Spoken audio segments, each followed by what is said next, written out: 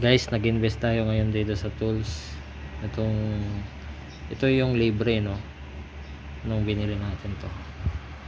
So ito yung binili natin sa online. Ngayon ito na siya, kinabit ko na. Maganda.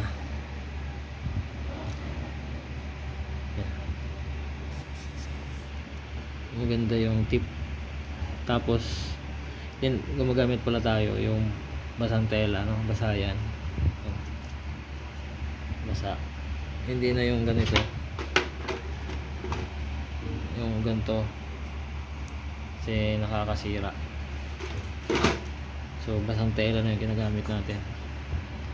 Ito kasi guys, tingnan nyo to. Ito yung pinakaunang binili.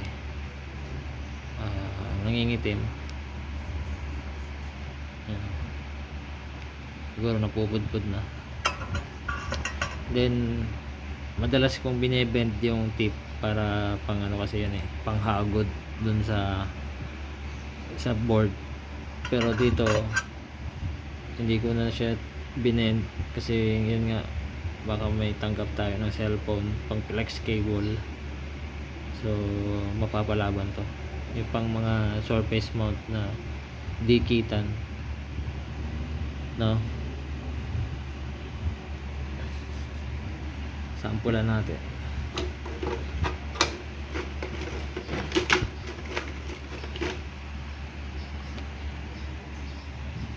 Kaya nito, pag mga ganyan, so panlaban yan.